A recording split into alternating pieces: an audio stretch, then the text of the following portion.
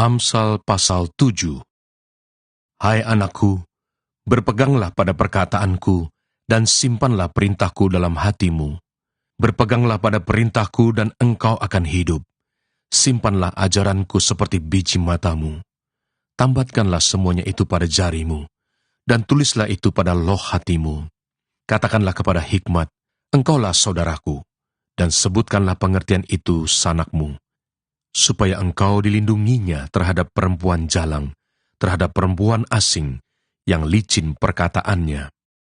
Karena ketika suatu waktu aku melihat-lihat dari kisi-kisiku, dari jendela rumahku, kulihat di antara yang tak berpengalaman, kudapati di antara anak-anak muda seorang teruna yang tidak berakal budi, yang menyeberang dekat sudut jalan, lalu melangkah menuju rumah perempuan semacam itu pada waktu senja, pada petang hari, di malam yang gelap.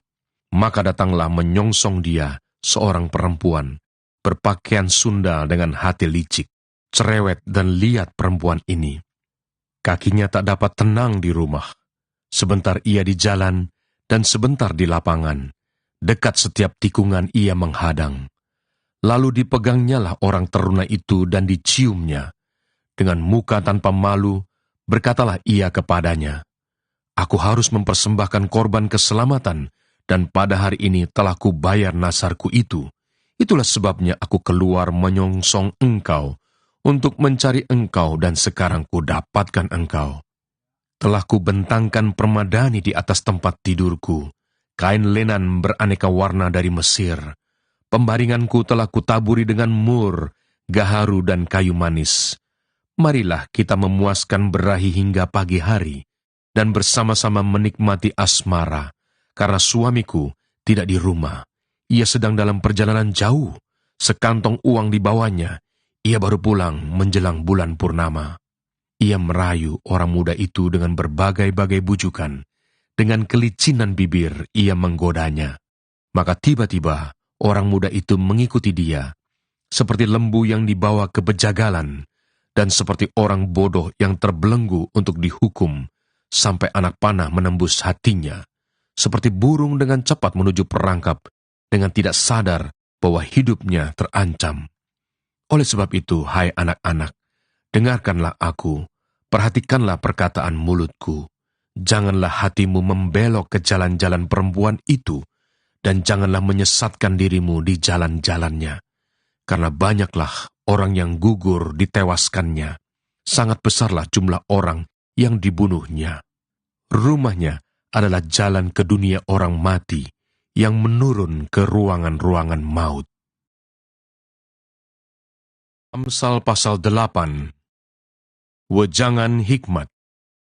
Bukankah hikmat berseru-seru dan kepandaian memperdengarkan suaranya di atas tempat-tempat yang tinggi di tepi jalan, di persimpangan jalan-jalan, di sanalah ia berdiri, di samping pintu-pintu gerbang, di depan kota, pada jalan masuk, ia berseru dengan nyaring, hai para pria, kepadamulah aku berseru, kepada anak-anak manusia kutujukan suaraku.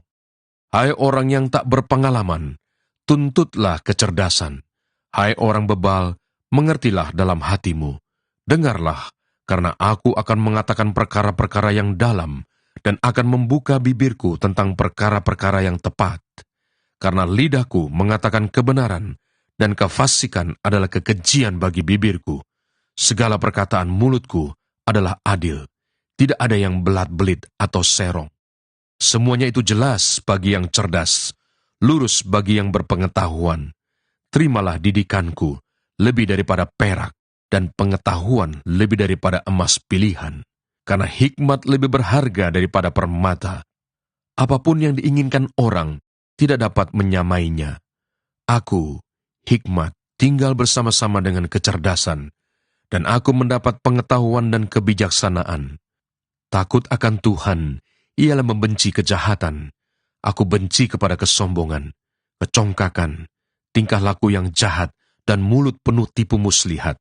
Padaku ada nasihat dan pertimbangan. Akulah pengertian, padakulah kekuatan. Karena aku, para raja memerintah, dan para pembesar menetapkan keadilan.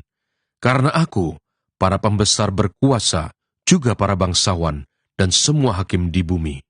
Aku mengasihi orang yang mengasihi aku, dan orang yang tekun mencari aku akan mendapatkan daku. Kekayaan dan kehormatan ada padaku, juga harta yang tetap dan keadilan. Buahku lebih berharga daripada emas, bahkan daripada emas tua.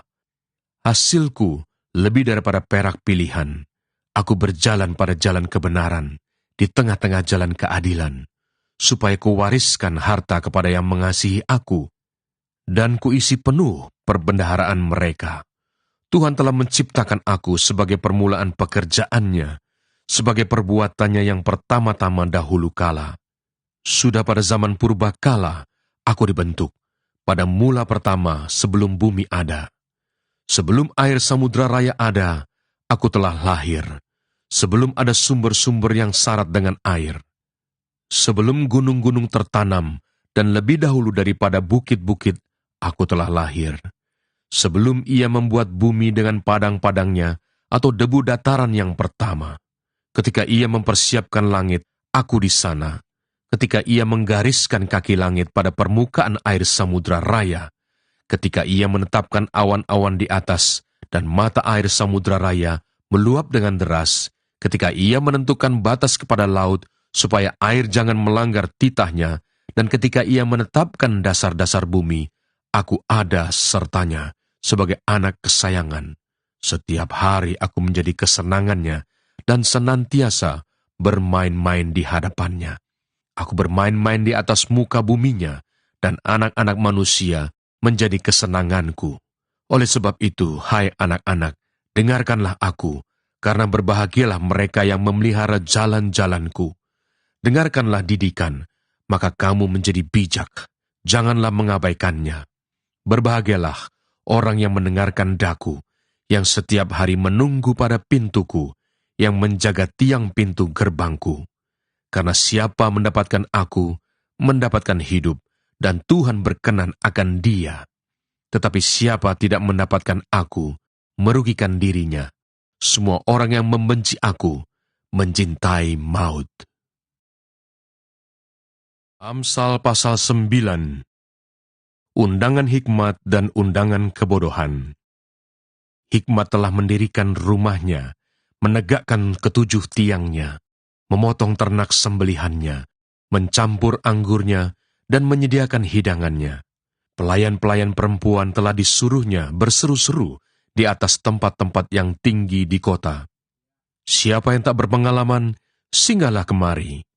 Dan kepada yang tidak berakal budi, katanya, marilah, makanlah rotiku, dan minumlah anggur yang telah kucampur. Buanglah kebodohan, maka kamu akan hidup, dan ikutilah jalan pengertian. Siapa mendidik seorang pencemooh, mendatangkan cemooh kepada dirinya sendiri, dan siapa mengecam orang fasik, mendapat celah. Janganlah mengecam seorang pencemooh, supaya engkau jangan dibencinya. Kecamlah orang bijak, maka engkau akan dikasihinya. Berilah orang bijak nasihat, maka ia akan menjadi lebih bijak. Ajarilah orang benar, maka pengetahuannya akan bertambah. Permulaan hikmat adalah takut akan Tuhan, dan mengenal yang Maha Kudus adalah pengertian. Karena oleh aku umurmu diperpanjang, dan tahun-tahun hidupmu ditambah. Jikalau engkau bijak, kebijakanmu itu bagimu sendiri. Jikalau engkau mencemooh, engkau sendirilah orang yang akan menanggungnya. Perempuan bebal cerewet, sangat tidak berpengalaman ia, dan tidak tahu malu. Ia duduk di depan pintu rumahnya, di atas kursi, di tempat-tempat yang tinggi di kota, dan orang-orang yang berlalu di jalan, yang lurus jalannya, diundangnya dengan kata-kata, siapa yang tak berpengalaman, singgahlah kemari. Dan kepada orang yang tidak berakal budi, katanya, air curian manis, dan roti yang dimakan dengan sembunyi-sembunyi lezat rasanya.